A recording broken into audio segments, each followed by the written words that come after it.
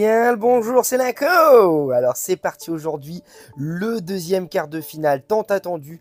Alors aujourd'hui, attention, ça va pas rigoler, j'ai 3 vidéastes amateurs professionnels. Alors je demande au podium en numéro 1 Exophone qui sera face à Ant Story. Et en troisième, la vie de mes fourmis. Alors je vous laisse checker leurs vidéos. Je te mets ici comment vont se dérouler le partage des points et on en reparle juste après leurs 3 vidéos. Alors là, baissez les lumières, augmentez le son, kiffez, profitez et on se retrouve juste après. Encore merci pour eux. Je vous mets les liens durant les vidéos. Et salut à tous, c'est Exophone pour la partie 2 du concours de Linko. Je tenais à vous remercier pour avoir voté pour moi pour la première partie. Et suite à ça, on va maintenant parler de mes fourmis invasives vues dans la première partie en fait. Ce sont donc les Plagiaulépis aluodi. Je sais pas si je prononce bien, mais j'ai mis le nom en haut à droite. Donc je voudrais refaire un épisode dessus puisque j'ai eu pas mal de retours sur elles, pas mal de questionnements. Donc oui, je maintiens une espèce invasive. C'est une espèce qui est vraiment minuscule, hein, c'est une micro-espèce. Donc je refais une vidéo sur elle pour en rediscuter, pour en apprendre un peu plus, sans pour autant la promouvoir. Donc comme on peut le voir dans les images actuellement, c'est une espèce qui est petite, de coloration jaune, sauf les gines qui sont brunes. Et on n'a pas plus de castes que ça, et on ne va pas trouver de major. On peut trouver des ouvrières qui font un stockage de nourriture, comme ici en haut à gauche, on voit une ouvrière qui fait un peu style pot de miel. Donc mis à part ça, on ne trouvera pas de différence majeure au sein de la colonie. Tout comme beaucoup de Plagiaulépis, cette espèce a la capacité d'être intranidale, c'est-à-dire qu'elle va créer des princes et des princesses, des gines, des reines, comme vous voulez, qui sont capables de se reproduire au sein même de leur propre colonie. C'est-à-dire que les mâles produits dans la même colonie vont pouvoir féconder la même princesse de leur propre colonie. Donc c'est pour ça qu'à partir d'une reine, en fait, on peut avoir une colonie avec 10, 20, 30, 40 gines, selon le nombre de sexuées qu'elle aura produites. Donc c'est une colonie qui va être vraiment exponentielle. Plus il y aura de reines, plus il y aura de couvains, plus il y aura de cocons, plus il y aura de gines, etc., etc. En règle générale, à partir d'un certain nombre d'ouvrières et de reines, la colonie va se fractionner et un morceau de la colonie va partir pour aller coloniser un nouvel endroit. Donc depuis le début, ce qu'on voit, si on est assez attentif dans la vidéo, on voit quand même pas mal de gines, pas mal de couvains et ces ouvrières qui sont très jaunes et franchement assez jolies en fait. On voit aussi beaucoup de gines ailées, donc non fécondées ou elles n'ont peut-être pas retiré leurs ailes pour l'instant, mais en tout cas elles sont très nombreuses. À l'image ici, une gine fécondée qui se promène au sein de sa colonie. Donc elles sont vraiment pas grandes, hein. C'est une espèce qui est vraiment toute petite encore une fois.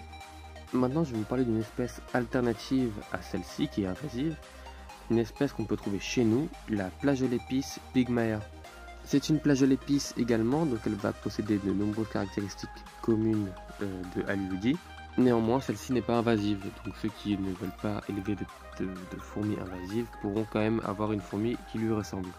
C'est également une micro-espèce, elle va faire 1,5-2 mm grand maximum. Elle possède les mêmes caractéristiques que aluodi, donc elle est capable d'être intranidale.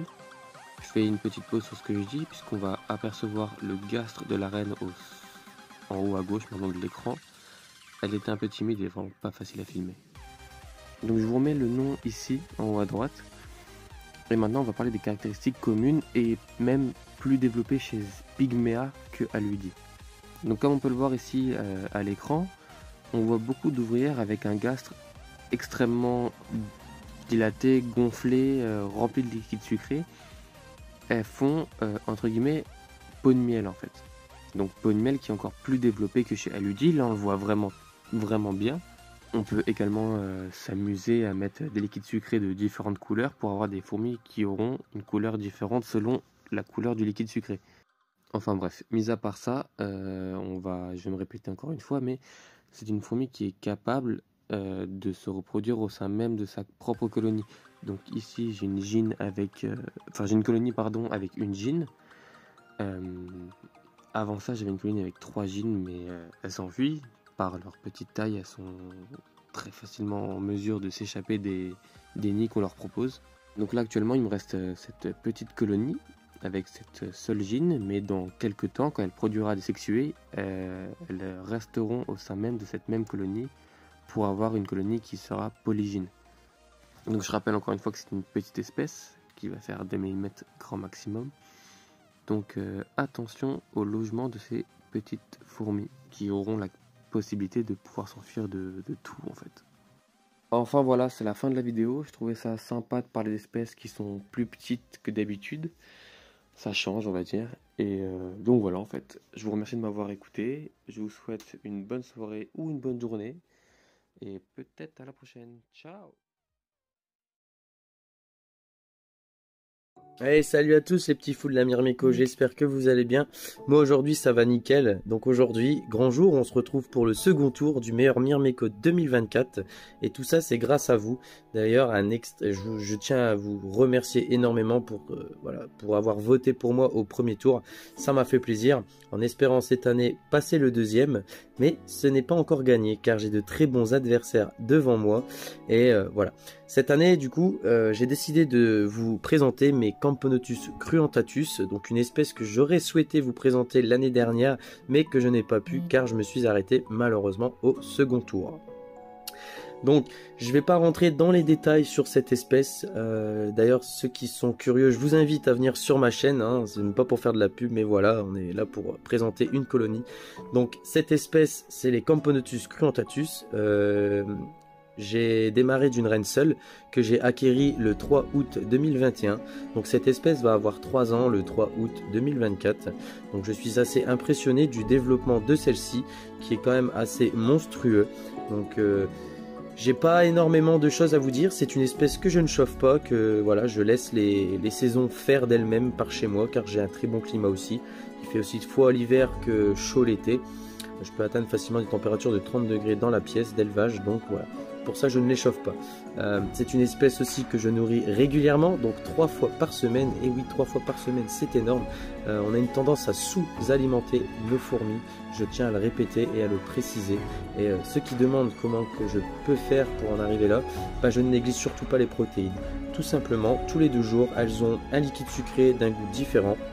Ça peut aller du sucre de canne à l'agave, au sucre voilà, de fleurs de coco, etc. Je varie les plaisirs et surtout voilà, je varie aussi les insectes. Tous les 2 jours, ça peut être une quinzaine de verres de farine, ça peut être une dizaine de mouches, mais j'ai une tendance à leur donner ce qu'elles préfèrent. Et leur petit faible, ce sont les araignées qu'elles adorent. Donc voilà. Bon, sur ce, je vais pas non plus tenir trop longtemps la vidéo. Je vais vous laisser regarder ces images et en profiter. J'espère que la vidéo va vous plaire. Je vous dis, votez pour moi, n'hésitez pas à voter pour moi car j'ai énormément de choses à vous faire voir pour le 3e tour. Et puis je souhaite bonne chance à mes adversaires. Donc voilà, allez les amis, je vous dis à très vite, j'espère à bientôt. Et c'était en story, allez ciao ciao.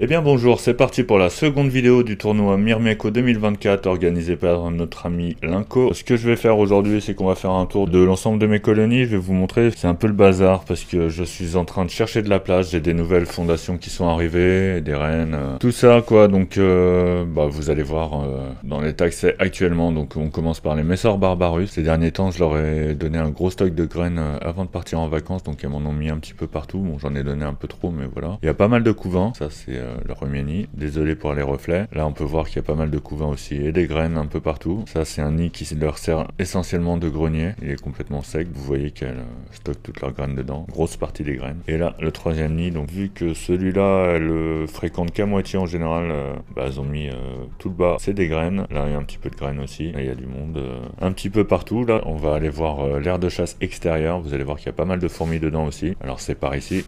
Donc le tuyau ressort là. Et là vous pouvez voir que on est sur mon balcon. L'aire de chasse est là. Il a bien plus ce week-end. Il y a eu un orage donc vous allez voir que c'est pas forcément très propre. Ça supporte bien la pluie. Ça supporte bien tout ça. Donc il n'y a vraiment pas de problème. Là on peut voir qu'ils sont en train de manger une espèce de guêpe. J'ai mis une petite claque et elle est tombée dans leur nid. Donc il y a pas mal de fourmis qui restent à l'extérieur aussi dans l'aire de chasse. Elles font du bivouac. Vous pouvez voir qu'elles ont creusé des galeries un petit peu. Bon c'est pas très épais. Hein. Elles resteront pas cet hiver dedans. Là on a leur abreuvoir avec un deuxième qui est là. Pour les Messor Barbarus, faut toujours prévoir pas mal d'eau. Surtout que moi elles ont un petit peu de chemin. Bon allez on retourne à l'intérieur s'il n'y a pas qu'elle. Là c'est les Camponotus vagus. Donc depuis la dernière fois je pense que j'ai changé l'aire de chasse. Si vous suivez ma chaîne vous avez dû la voir. Voilà, elles ont fait des galeries là-dedans. Elles aiment bien être en extérieur, donc voilà. Il commence à y en avoir pas mal là-dedans. Je survole un peu les nids comme ça, hein, histoire de vous montrer un petit peu. Pas trop de couvains, bon il y en a un petit peu quand même, il y a une nouvelle ponte qu'on peut voir là. Alors là les tubes ASS c'est des lasus que j'ai récupérés la semaine dernière en fait, donc elles ont pondu. Alors je vais essayer de vous montrer. Donc là on a une petite lasus, c'est marrant, j'en cherchais depuis un moment, et puis bon là, il y en avait plein. Alors là nous avons mes Camponotus barbaricus. Elles, je vous les avais pas montrées la dernière fois. Il y a pas mal de couvains, mais c'est un couvain qui évolue très doucement. Elles sont chauffées, il y a un petit tapis chauffant qui est juste derrière dans l'angle en haut à gauche là. Et il fonctionne avec le thermostat qui est sur ce tapis chauffant là. Donc voilà, quand ce tapis est à 26, les deux s'éteignent. Alors là on va faire un petit tour dans l'aire de chasse avec un petit peu de monde. Là, ils sont en train d'attendre la nourriture. Je leur donnerai plus tard. Vraiment une très belle fourmi, j'aime bien les barbaricus, ça fait partie de mes fourmis préférées. En dessous, nous avons les Camponotus lateralis, Camponotus pisceus au fond là, et une Messor structor. Voilà, je vais essayer de vous les prendre pour vous les montrer. Donc là, nous avons la Camponotus lateralis, une fourmi qui se développe gentiment, mais sûrement. Là, nous avons les Camponotus pisceus, et exactement pareil que la lateralis, hein, ça se développe gentiment. Donc, elles ont un petit setup tranquille et facile à gérer. Là, nous avons la Messor structor. J'essaie de vous la montrer comme ça pour pas les déranger plus que ça. Ça m'a été offert par la fourmi gauloise, elle et d'autres. Et franchement, un super beau développement. Là, il y a encore pas mal de couvains et tout. Je l'ai reçu avec 5-6 ouvrières et là, franchement, il y en a pas mal. Alors là, c'est les Camponotus cruentatus. C'est des super belles fourmis, mais moi, elles se développent vraiment tranquillement. Mais bon, j'ai pas de mortalité, tout ça. Au fond, là-bas, nous avons une Camponotus micane, mais c'est juste la gine. Là, je vais la laisser tranquille. Si jamais je passe ce tour-là, celle-là, on les mettra en terrarium. C'est les Polyrachis armata. Là, j'ai 2 gines, 2 ouvrières et des cocons qui arrivent. À côté, nous avons les Camponotus herculeanus, super beau développement aussi. Là à côté c'est les Camponotus forelli. Ça y est, c'est parti le développement. Là j'ai des ouvrières qui naissent les unes après les autres. Et pourtant elles sont de 2022, ça a mis du temps. Je peux vous dire que ça a vraiment mis du temps. Là à côté c'est une Camponotus liniperda que je viens de recevoir il y a pas longtemps avec une ouvrière. Et là nous avons une autre Messor barbarus. Et tout en dessous nous avons les Crématogaster scutellaris. Alors chez elles, en ce moment elles servent de poubelle. Je leur mets les fins de peau de gelée sucrée. Enfin voilà, il va falloir que je nettoie aussi. Si on regarde, il y en a toujours partout, hein, bien sûr. Et je pense qu'elle se cache beaucoup plus dans la terre maintenant. Et dans le liège, il y a du monde aussi. Là, il y a du monde. Ah oui. Ça, c'est l'ancienne aire de chasse de mes Camponotus vagus. Et donc, dedans, j'ai mis les Formica rufibarbis. Et elles doivent traîner quelque part comme ça. Bon, c'est tant qu'il n'y aura pas beaucoup d'ouvrières, on verra pas grand-chose. Mais après, ça pourrait être sympa. Je sais que tout le monde va bien. Il y avait que 4 ouvrières. Donc, franchement, ça fait un peu serré. Mais elles se développent pas dans le tube. J'avais pas de couvain. Donc, je les ai mis là-dedans. Alors, j'espère que ce style de vidéo vous aura plu. Hein. Il n'y a pas de chichi.